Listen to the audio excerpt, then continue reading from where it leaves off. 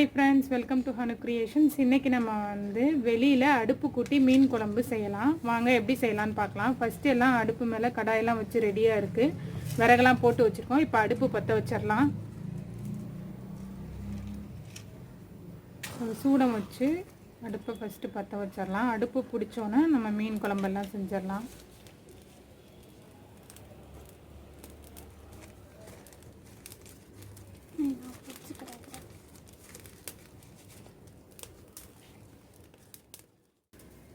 இங்கே பாருங்கள், மீன் குழம்புக்கு ரெடியாக இப்படி பொருட்கள்லாம் எடுத்து வச்சுருக்கோம்.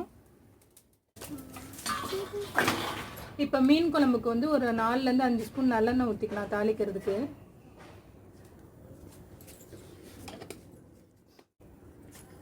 இப்போ வந்து 20லேருந்து 25 சின்ன வெங்காயம் தோல் உரித்து வச்சுருக்கேன். ஒரு 4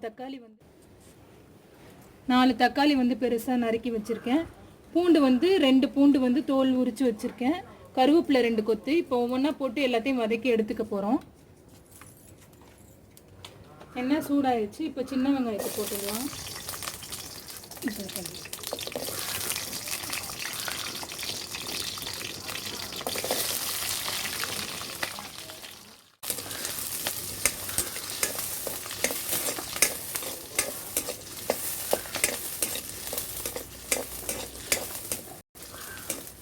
வெங்காயம் வதங்கும் போது பூண்டு கருவேப்பிலை சேர்த்து வதக்கிடலாம்.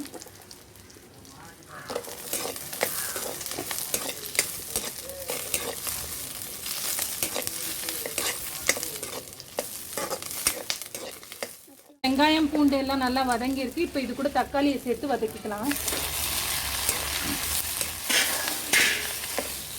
தக்காளி நல்லா கரைஞ்சி வரணும், அந்த அளவுக்கு வதக்கணும்.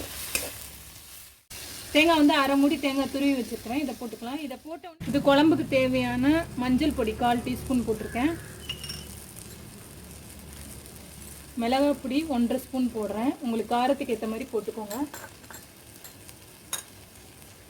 மல்லிப்பொடி 1 ஸ்பூன்.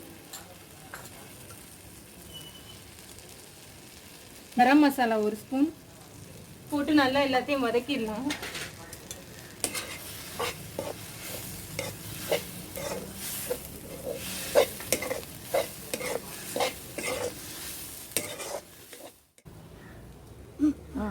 தேவையான அளவு கல்லுப்பு சேர்த்துக்கலாம்.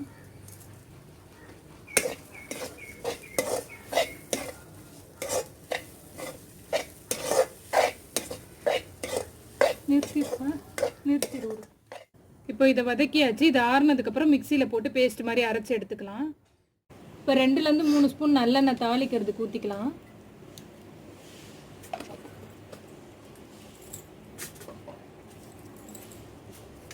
இது கூட 1 ஸ்பூன் வந்து சோம்பு, 1/2 ஸ்பூன் வந்து வெந்தயம், 1 கொத்து கருவேப்பிலை வச்சுருக்கேன். இதெல்லாம் சேர்த்து தாளிச்சிடலாம்.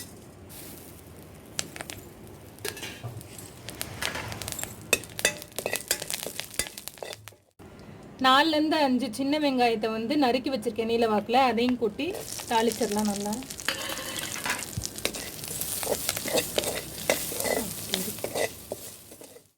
இப்போ அரைச்சி வச்ச பேஸ்ட்டை வந்து இதில் கொட்டிடலாம்.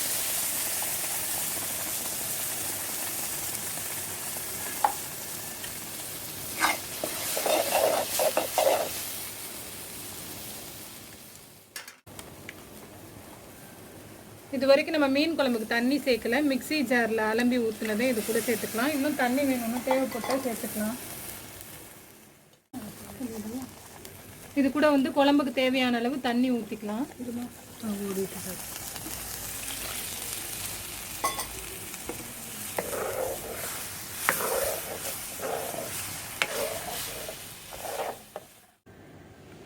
இப்போ தண்ணி ஊற்றியாச்சு. இது 5லேருந்து 10 நிமிஷம் வந்து நல்லா கொதிக்கட்டும்.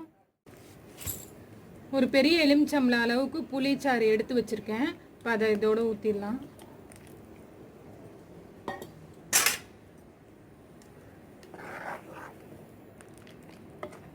இது நல்லா கொதிச்சு வரட்டும் ஒரு 5லேருந்து 10 நிமிஷம்.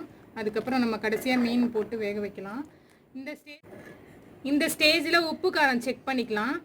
10லனா சேர்த்துக்கலாம். உங்களுக்கு தேவையான அளவு பார்த்துக்கோங்க. உங்களுக்கு எவ்வளோ தேவையோ உப்பு காரம் அந்தளவு சேர்த்துக்கலாம். இப்போ குழம்பு நல்லா கொதிச்சிட்ருக்கு. இந்த ஸ்டேஜில் வந்து நம்ம மீன் வந்து போட்டுக்கலாம். இது வந்து பாம்ஃப்ரெட் ஃபிஷ்ஷு. இது வந்து 1 கிலோ. முன்னாடியே வந்து நல்லா வாஷ் பண்ணி மஞ்சத்தூள் உப்பெல்லாம் போட்டு வச்சுருக்கேன். இப்போ குழம்புல போட்டு அது வேகிற வரைக்கும் ஒரு 5 நிமிஷம் மீன் வந்து வெந்தோன்னா நம்ம குழம்பு ரெடி ஆகிடும். இப்போ ஒவ்வொன்றா போட்டுடலாம் நம்ம மீன் குழம்பு.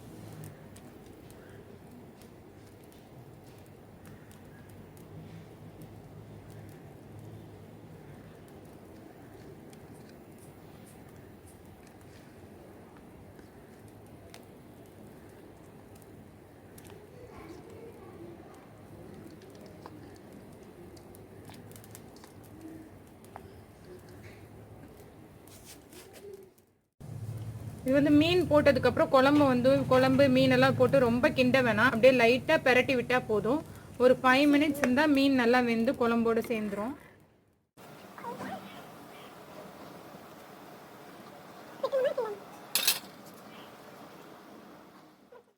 மீன் குழம்பு இப்போ நல்லா கொதித்து சூப்பராக வந்திருக்கு. கடைசியாக கொத்தமல்லி தழை தூவி இறக்கிடலாம்.